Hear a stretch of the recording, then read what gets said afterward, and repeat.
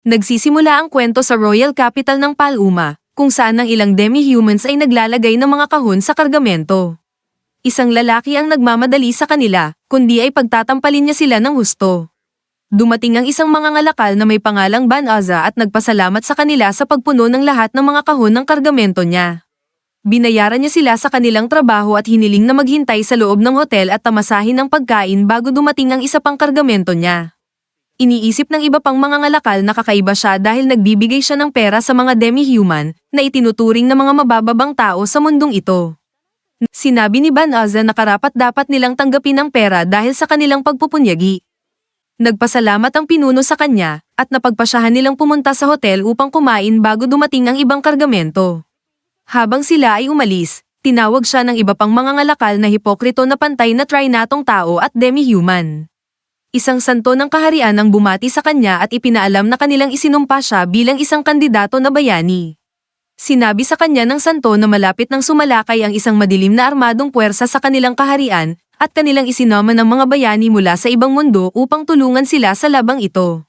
Sinabi ni Ban-Azza na hindi siya isang bayani kundi isang simpleng mangangalakal na namumuhay ng payapa sa kanyang mundo. Hindi sila naniniwala sa kanya at hiniling na ilagay ang kanyang kamay sa mahiwagang bola ng kristal upang masukat ang kanyang kapangyarihan sa mahika. Sa paniniwala nila, ang mga bayani na isinoman mula sa ibang mundo ay tumatanggap ng mga biyayang mula sa mga Diyos, at ang kanilang kapangyarihan ay napakalaki na hindi kaya ng ordinaryong tao na makuha ito sa simpleng pagsasanay lamang. Inilagay ni Ban-Azza ang kanyang kamay sa bola, at lumitaw ang kanyang mga estadistika sa mahika. Ngunit nagulat ang lahat sa pagtingin sa mga estadistika at napagtanto na ang bayani ay hindi pinagpala ng banal na paghahayag, dahil ang mga ito ay mga estadistika ng isang lubos na ordinaryong tao. Sinabi ni Ban-Azza na ito ay inaasahan na, dahil sinabi na niya sa kanila na siya ay isang mangangalakal. Hindi makapaniwala ang iba pang mga santo na ang bayani ay isinoman na may pinakamababang kasanayan ng antas isa at nagtataka kung ano ang nagkamali sa sinaunang panawag ng espiritu. Bigla, isa sa mga summoner ay tumanggap ng banal na paghahayag mula sa mga Diyos, at bawat isa sa kanyang mga kasanayan sa antas isang ay naging 999 na puntos. Napagtanto nila na ito ang lalaking bayani na kanilang hinihintay at humiling na iligtas ang kanilang bansa sa kanyang napakalaking mahika. Hiniling ni Ban-Azza na ipadala siya pabalik sa kanyang lumang mundo, dahil hindi niya gusto na manatili rito, ngunit hindi pinansin ng mga tao at iniwan siya mag-isa, naglalakad sa loob ng kastilyo. Sa simula, hindi siya naniniwala na siya ay nasa ibang mundo, ngunit sa kanya niralisa na kailangan niyang makipagtagpo sa hari upang linawin ang kanyang mga alinlangan. Humiling siya sa hari, at ibinunyag ng kanyang tagataguyod na siya ay isinomen sa mundo na ito sa pamamagitan ng isang pinto na matagal nang sarado at hindi na maaaring buksan muli. Napagtanto si Ban-Azza at nagtataka kung paano siya makakabalik sa kanyang mundo, ngunit ibinunyag ng tagataguyod na ang kanyang mundo ay kulang sa sapat na kapangyarihan ng mana, na ginagamit upang buksan ang isang bagong pinto. Binigyan siya ng pahintulot na manirahan sa kanilang mundo at inalok siyang lugar sa kagubatan ng De La Visa, ngunit may kondisyon na hindi niya sasabihin sa sino man ang pagkakamali na kanilang nagawa. Sa daan, tinanong niya ang demi-human, na siyang nagdadala sa kanya, tungkol sa mundo na ito, at ibinunyag ng demi-human na ipinag-utos sa kanya na huwag magsalita sa kanya hanggang sa ilipat siya sa kagubatan. Iniisip ni Ban-Azza na ang demi-human ay isang alipin tulad sa kanyang mundo, ngunit nagtawanan ito sa pag-amin na walang ganoong bagay sa mundo na ito. Sa katunayan, ang lahat ng mga tao at demi-humans ay nakatira ng magkasama sa mundo na ito. Nakarating sila sa kagubatan ng De La Visa, at ibinigay sa kanya ng demi-human ang isang walang hanggang bag na sinabi ng hari na ibigay kay Ban-Azza. Natutuwa si Ban-Azza na makita ang walang hanggang bag sa mundong ito rin, at ibinunyag ng demi-human na mayroon itong lahat ng kinakailangang bagay sa loob, kabilang ang pera at pagkain. Nagpa siya ang demi-human na umalis sa lugar at inalok si Ban-Azza ng payo na umalis sa kagubatan sa lalong madaling panahon, kung nais niyang mabuhay ng matagal. Binuksan niya ang bag at natutuwa na gumana ito, tulad sa kanyang mundo. Tiningnan niya ang mga estadistika at ang mga bagay na kanyang natanggap bilang regalo mula sa hari. Nagpa siya siyang kunin ng isang espada sakaling may emerhensya, ngunit nagulat nang makita ang ilang slime na lumitaw sa likuran nila. Iniisip niya na ang mga slime ay mga mababang nilalang at hindi siya susugod sa kanya, ngunit pinatay niya ang mga ito ng kanyang espada matapos subukang mag-merge sa kanyang katawan. Bigla, lumitaw ang mga estadistika at ibinunyag na siya ay naka-level up mula sa antas 1 hanggang antas 2. Hindi makapaniwala si Banaza sa kanyang paningin dahil sinabihan siya na ang pinakamataas na antas sa mundo na ito ay antas isa lamang. Ipinalabas sa kanya ng estadistika ang kanyang antas 2 na kapangyarihan at ang mga kasanayan na may mga puntos, ngunit nagtataka siya sa simbolo ng walang hanggang at nagtatanong kung ano ito. Bigla, naunawaan niya na nakakuha siya ng bagong kasanayan na magagamit niya upang makipag-usap sa sistema.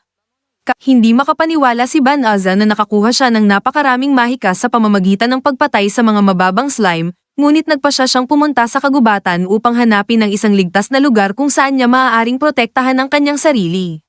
Binalaan siya ng sistema na huwag gawin ito sapagkat ang kagubatan ng De La Visa ay nabubuo ng mataas na konsentrasyon ng Malicium. Tinanong si Banaza tungkol dito, at ibinunyag ng sistema na ang Malicium ay isang pangkalahatang tawag para sa likido o gas na inilabas at inidisperse ng mga demonyo na nagdudulot ng pinsala sa humanoid na mga lahi. Gayunpaman, sinabi ng sistema na maaari nitong linisin ito para sa kanya kung gusto niya. Ginawa ito ng sistema at nilinis ang kagubatan sa pamamagitan ng isang napakalaking bilog ng mahika. Hindi makapaniwala si Banaza kung gaano kalakas ang mahika, ngunit nagulat siya nang sabihin ng sistema na siya ay naka-level up. Samantala, sa loob ng Royal Palace, galit ang unang prinsesa sa hari dahil hindi nito maayos na trinato ang isinumpong kandidato na bayani, at iniisip na kung hindi nila alagaan siya ay mapapatay sa kamay ng madilim na armadong puwersa. Hindi iniintindi ng hari si Banaza at sinabi na siya ay isang basurang hindi nagtagumpay na maging kanilang bayani. Bigla, dumating ang isa sa mga santo at ibinunyag na natagpuan nila ang ebidensya na ang pinakamataas na banal na mahika ng lahat, ang purification, ay kamakailan lamang ginamit. Sa simula, naniniwala ang hari na ang bayaning may ginto na buhok ang siyang gumamit ng spell, ngunit nagulat siya pagkatapos na ibunyag ng santo na ito ay ginamit sa kagubatan ng De La Visa sa Hilaga. Sa kagubatan, tiningnan ni Banaza ang kanyang mga estadistika at hindi makapaniwala na siya ay naka-level up nang hindi pinapatay ang anumang mga halimaw. Iniisip niya na maaari siyang mag-level up sa pamamagitan ng mahika sa mundong ito at hiniling sa sistema na ipakita ang kanyang natitirang mahika. Ginawa ito ng sistema, at hindi makapaniwala si Banaza na ang kanyang lahat ng mahika ay lubos na naibalik. Pinayuhan siya ng sistema ng isang mahikang pang-shapeshift, inaakala na ito ay magiging kapaki-pakinabang para sa kanya. Sumang-ayon si Banaza, at binalik siya ng sistema sa isang magandang babae. Tiningnan ni Banaza ang sukat at iniisip na magdudulot ito ng maraming problema sa kanya. Pagkatapos ay binago siya ng sistema sa isang lalaki na sa palagay niya ay mahusay at inaakala na walang makakakilala sa kanya rito. Inabisuhan din siya ng sistema na maaari niyang gamitin ang mahikang pang-teleportasyon, at hiniling niya itong gawin ito sa pamamagitan ng pag-teleport niya pabalik sa kaharian. Ginawa ito ng sistema, at natutuwa si Banaza na mayroon siyang ganitong kahangahangang mahika rin, ngunit nalungkot pagkatapos na maunawaan na hindi siya nito kayang i-teleport pabalik sa kanyang sariling mundo. Dahil dito, nagpa siyang pumunta sa guild ng mga adventurer upang magparehistro bilang isang adventurer at kumita ng pera sa pamamagitan ng pagtupad sa ibinigay na mga misyon. Pumasok siya sa guild, at ipinaalam sa kanya ng babae ng guild ang mga alituntunin sa pagpaparehistro. Itinanong sa kanya ng babae ang kanyang pangalan, at itinago niya ang kanyang pagkakakilanlan sa pamamagitan ng pagsasabi na ang kanyang pangalan ay Fleo. Ibinigay sa kanya ng babae ang isang badge at sinabihan siya na panatilihin ito sa kanyang sarili, dahil ito ay ginagamit upang matukoy ang ranggo ng isang adventurer. Ginawa ito ni Fleo at pumunta sa board upang hanapin ang isang misyon ng kanyang ranggo, ngunit nagulat pagkatapos na makita ang isang batang babae na humihiling sa iba na samahan siya sa kagubatan ng De La Visa. Handa ang batang babae na magbayad para sa misyon na ito at ibinunyag na ang kanyang pamilya ay naninirahan doon. Ngunit walang isa sa mga adventurer ang handang tanggapin ang gawain na ito dahil sa paniniwala nila na ang kagubatan ng De La Visa ay puno ng mga demonyo na hindi nila kayang talunin. Pinayagan ni Fleo ang kanyang alok at pumayag na dalhin siya roon. Hindi makapaniwala ang batang babae at akala niya ay nagsisinungaling siya, ngunit sinabi ni Fleo na may uuwi niya siya doon gamit ang kanyang mahikang pang-teleportasyon. Nagulat ang ibang mga adventurer sa pagpapahayag na ito at hindi makapaniwala na ang batang ito ay kayang gumamit ng isang alamat na spell. Dumating ang isang royal knight na si Belly Rosa, kasama ang kanyang mga kaibigan, at humiling kay Fleo na patunayan ang kanyang mga salita. Sinabi niya na ang mahikang pang-teleportasyon ay isang advanced na spell na maaari lamang gamitin ng mga mataas na antas na mga sorsero. Naniniwala ang kanyang mga kaibigan na siya ay isang masamang tao na mahilig sa mga babae, ngunit sinabi ni Fleo na hindi siya nagsisinungaling at hiniling sa kanila na lumabas, dahil hindi magiging mabuti para sa kanya na ipakita ang isang mahikang pang-teleportasyon sa harap ng lahat ng mga adventurer. Ginawa ito ng grupo, at kaagad na inilipat ni Fleo sila sa kagubatan ng Delavize gamit ang kanyang mahikang pang-teleportasyon. Nagulat ang mga babae dito at pinaniwala nila na siya ay isang sorsero ng pinakamataas na antas. Humingi ng paumanhin si Belly Roses sa kanya sa hindi pagsasampal sa kanyang mga salita at sa pagiging bastos sa kanya, ngunit nagulat pagkatapos na ibunyag ng batang babae na ang Maliseum sa kagubatan ay nawala. Bigla, habang nagpapaliwanag na si Fleo ang naglinis sa kagubatan na ito, ipinaalam ng sistema sa kanya na huwag ibahagi ang impormasyon sa mga demonyo. Inililibot ng lahat ng mga babae ang batang babae na may kanilang mga armas, at ibinunyag ni Belly Rosa na ang batang babae ay isang demonyo na gumagamit ng spell upang itago ang tunay niyang anyo. Nagsimulang atakihin siya ng mga ito, ngunit nagbalik ang batang babae sa kanyang anyo ng demonyo at ibinunyag na ang kanyang pangalan ay Fenrise, at siya ang batang kapatid ni Feng Errol ng Infernal Four. Hindi makapaniwala si Belly Rosa na sila ay nasa harap ng isang makapangyarihang demonyong Lupin, at napagtanto na sila ay hindi pantay-pantay sa kanya. Kaagad na nagpaputok si Fenrise ng kanyang Maliseum sa kanila, at bumagsak ang lahat ng mga babae bago nila ito masugpo, ngunit nagulat siya na ang kanyang Maliseum ay walang epekto kay Fleo.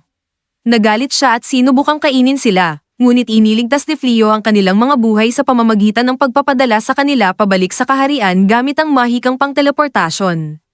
Pagkatapos, nagpasya siyang labanan siya mag-isa at nagpahayag na gagamitin niya ang lahat ng kanyang mahikang spells upang talunin siya. Sinubukan ni Fenry pigilan siya, pero hindi siya papayag. Lumabas siya ng isang spell na tinatawag na Meteoric Clip at nagpasabog sa kanyang sarili patungo sa langit. Kahit siya ay nagulat kung gaano kabilis ang galaw na iyon. Pagkatapos, kumuha siya ng isa pang abilidad upang ipagtanggol ang kanyang sarili. Si Fen ay hindi rin nagpapahuli, nagsimulang magteleportasyon upang iwasan ang whirlwind ni Fleo, ngunit hindi naglalaro si Fleo. Sinuntok niya siya ng gravitational spell upang patigilin. Si Fenry ay totoong nagulat sa lakas ng lalaking ito. Si Fleo ay nagmamadali, pinag-aaralan lahat ng kanyang mga spell upang hanapin ang isa na makakapigil sa kanya. Ang kanyang sistema ay nagmumungkahi na gamitin niya ang subjugation magic, na sa kasaysayan ay umaalipin sa target at pinapayagan si Fleo na kontrolin sila. Ayaw gamitin ni Fleo ang ganitong klaseng magic, ngunit tumatakbo na ang oras dahil malapit nang makatakas si Fenry. Patuloy siyang nangangabog ng mga spell sa kanya, ngunit patuloy na ina-override ni Fleo ang mga ito gamit ang kanyang sistema. Tanging oras na lang bago siya makatakas, kaya patuloy na pinipilit ng sistema si Fleo na gamitin ang subjugation magic, ngunit tinatanggihan ni Fleo ang ideya dahil bago pa lamang siya sa mundong ito at hindi niya nais dalhin ang uri ng korupsyon mula sa kanyang dating mundo. Sa wakas, bigla na lamang, inamin ni Fenry na wala siyang magic upang makatakas at diretsyong sinabihan si Fleo na tapusin ang kanyang buhay. Tinanggihan ni Fleo na gawin iyon dahil ipinaliwanag niya na hindi siya interesado sa pakikidigma mula sa simula pa lamang. Nabigla si Fenry nang palayain siya ni Fleo. Ipinaalam niya sa kanya na siya ay isang mandirigmang demonyo, laging nag-aalitan sa mga tao, ngunit hindi nag-aalala si Fleo kung tao man o demonyo siya, hindi niya gusto na pumatay ng isang taong sumuko na. Napabilib si Fenry sa kanyang kabaitan at nagbalik siya sa anyong tao, iniwan ang kanyang anyong halimaw. Inalok ni Fleo na payagan siyang umalis, ngunit gusto niyang pangako niya na hindi na siya gagalaw laban sa mga tao. Binusisi niya ang kanyang walang hanggang bag para sa ilang damit para sa kanya, ngunit pagod na siya mula sa paggamit ng kanyang magic at nakatulog. Sa gabing iyon, tiningnan ni Fleo ang lahat ng iba't ibang uri ng magic na kanyang mayroon. Nagtataka siya kung bakit nahihirapan ang mga tao na maniwala na kayang niyang mag-teleport at kung bakit ang kanyang magic ay sobrang lakas. Nagising si Fenry at nagtataka kung paano siya natalo kahit resistant siya sa magic. Napagtanto niyang binigyan siya ni Fleo ng lunas habang siya ay nakatulog at binanggit na karamihan ng tao ay tiyak na pinatay siya at kinatay, ngunit hindi siya ni Fleo. Kaya nangako siyang hindi na siya lalaban sa mga tao muli, at dahil sa kakaibang lakas na ipinakita ni Fleo, nagpasya siyang kilalanin siya bilang kanyang Panginoon. Sumumpa siyang ialay ang kanyang buhay upang magbalik ng kagandahang loob, ngunit sinabi ni Fleo na okay lang. Hindi siya aatras, diretsyong nag-aalok na maging alipin niya, walang kondisyon. Hindi sang-ayon si Fleo sa buhay na may alipin, ngunit itinatag niya na kung hindi niya magagawa ang paglilingkod sa kanya, wala nang natitira upang mabuhay para rito. Hininto ni Fleo siya at sa wakas ay pumayag na payagan siyang sumama. Sa huli, Ibinubuhos ni Fleo ang lahat ng detalye tungkol sa kung paano siya na-summon at nabigo na maging isang bayani dahil wala siyang anumang kakayahan. Ipapakita niya sa kanya ang kanyang tunay na anyo at aminin na wala siyang kaalam-alam kung ano ang susunod na gagawin. Sigurado siyang pagsisisihan siya ng babae sa pagsumunod sa kanya, ngunit ipinaliwanag niya na ang kanyang lahi ay nabubuhay lamang para sa isa na kanilang kinikilala bilang kanilang Panginoon, anuman ang kanyang pinagmulan o kung saan siya galing. Sumumpa siyang manatiling tapat sa kanya sa lahat ng oras. Muling sumang-ayon si Fleo na hayaan siyang sumama sa kanya at hindi na masaya pa siya. Sa kastilyo, labis na nadismaya ang hari nang marinig niya na mismong ang gintong bayani ay winalang-bahala ang mga tropa na siyang pinamumunuan niya na linipol. Ipinapalagay ng bayaning ito ang mga sundalo, sinasabi na sila ay nagulat at pinapangako na ginawa niya ang lahat ng kanyang makakaya upang iligtas sila. Lumisan siya, ngunit nagtaludtod ng lahat ang isa pang sundalo sa hari. Lumabas na ang bayaning ito ay nasa likuran lang ng hukbo buong oras, pagkatapos ay tumakas habang ang lahat ay nakikipaglaban, at nagkaroon siya ng kapal ng mukha na sisihin ang lahat ng iba para sa pagkatalo. Mukhang totoo ang masama, at ilan sa mga tropa ay nagsisimula ng kinamumuhian ang bayani. Kapag mag-isa siya, galit na galit ang bayani dahil wala pang pag-unlad ang anumang kakayahan niya kahit pa isang buong buwang pagsasanay. Kaya noong oras na iyon, dumating ang kanyang lingkod na si Suya upang batiin siya. Ang taong ito ay tunay na isang palabas na tao, na nagsasabing sumama siya para mapasaya siya sa pera ng kastilyo. Kinabukasan, nagpa siya si Fleo na magpunta sa guild ng mga manlalakbay upang kumita ng pera, ngunit hindi siya makapaniwala na tinatawag siyang Panginoon ni Fenry. May isang mga ngalakal na nagkamali sa kanila na mag-asawa, kaya naisip ni Fleo na mas madali sigurong maglakbay ng magkasama kung magpakunwari silang mag-asawa sa halip na magtataka ang mga tao. Masayang pumayag si Fenry na maging asawa niya dahil pangarap niya ang magkaroon ng malakas na asawa. Sinubukan ni Fleo na ipaalala sa kanya na nagpapanggap lang sila, ngunit masyado ng huli, tinatawag na niya itong mahal. Sa guild ng mga manlalakbay, may sariling adventure tag si Fenry, at nang makita ni Fenry si Fleo na may mga parehong aksesorya, naalala niya ang seremonya ng kasal ng kanyang lahi na Lupin, kanilang nilulunok ang mga buto ng mga huli nilang pinatay. Swerte para sa ating binata, nasira ang kanyang iniisip bago pa man niya maipaliwanag ang kanyang iniisip dahil humingi ng pangalan si receptionist ng guild para kay Fen. Si Fenry ay sasabihin ng may pagmamalaki ang kanyang tunay na pangalan, ngunit pinutol ni Fleo ang kanyang sasabihin at nagparehistro sa kanya bilang Ray. Kaya diretso niyang sinabi kay Ray na kailangan na niyang magsimula ng mabuhay bilang tao at gumamit ng peking pangalan mula ngayon. At sa puntong iyon, ipinaanunsyo sa guild na may mga nakakalokong mga gawain upang pigilan ang mga psycho na mga oso na makapasok sa lungsod. Lahat ng manlalakbay ay takot na takot dahil ang mga psycho na mga oso ang mga Samira sa hukbo ng bayani. Emergency ito, kaya kahit sino ay maaaring tanggapin ang gawain, at sa ganitong sitwasyon, ang guild ay nagbabayad ng 10 beses na karaniwang halaga kada oso upang magbigay inspirasyon sa sinuman na kumilos.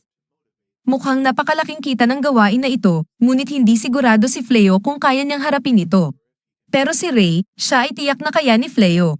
Pinapaalala ni Fleo sa kanya na kahit ang tunay na bayani ay hindi na kayang talunin ang mga oso, ngunit biglang nag-isip ng plano si Ray, siya ang babawi sa mga psycho na oso at patunayan kung gaano kalakas si Fleo dahil siya ang nagtagumpay sa kanya. Pina-teleport ni Fleo sila sa gubat kung saan naglalaro ang mga oso, at may isang bakanting bahay doon na sinabi ng guild na maaari nilang gamitin bilang base. Tiwala na tiwala si Ray na kaya niyang harapin ang laban mag-isa, ngunit hindi siya papayag ang gawin ito ni Fleo. Dagdag pa, may ilang mga ensayo siyang gusto gawin kaya masaya lang si Ray na magkasama sila. Tama nga ang hinala niya, sapagkat may narinig silang mga sigaw at natagpuan ang parehong grupo ng mga kabalyero mula noon na napaliligiran ng mga psycho na mga oso. Naalala ni Ray sila at hindi niya pinapansin ang mga duwag na talunan.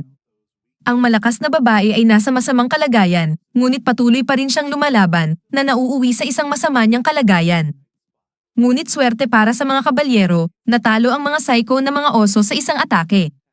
Mayroon pang isang matatag na oso, ngunit sinampal lang ito ni Ray.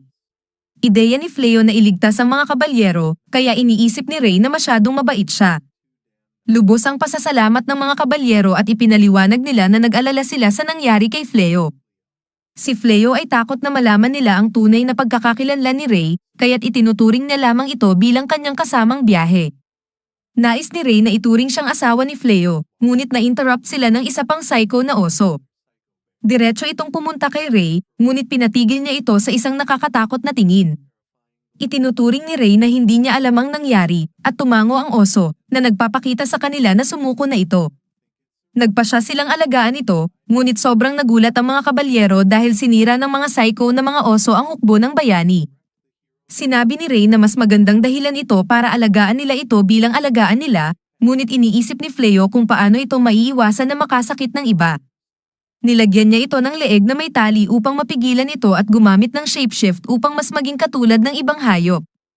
Sinubukan nilang mag-isip ng pangalan para dito, ngunit hindi makapaniwala ang mga kabalyero kung paano nila ng pag-alang na pahinuhuli ang gayong mapanganib na hayop. Sa huli, nagpasalamat ang mga kabalyero kay Fleo sa pagligtas sa kanila at ipinakilala ang kanilang mga sarili. Bukod kay Balrosa, mayroong Blossom ang matapang na mandirigma, Balano ang bruha, at si Belly ang dating manananggol na naging kabalyero. Ibinunyag nila na nais nilang turuan ni Fleo kung paano makipaglaban. Ang Golden Hero ay lubhang nagalit ng mabaigo ang kanyang hukbo sa kanya at sumumpa na hindi na siya magtataas ng iba pang puwersa laban sa madilim na isa. Sinabi niya na iaalalayan lamang niya ito kung makakahanap siya ng mga mapagkakatiwalaang tao na maglilingkod sa kanya, kaya't ang Golden Hero ay nagtatago sa kanyang silid hanggang dumating ang panahong iyon.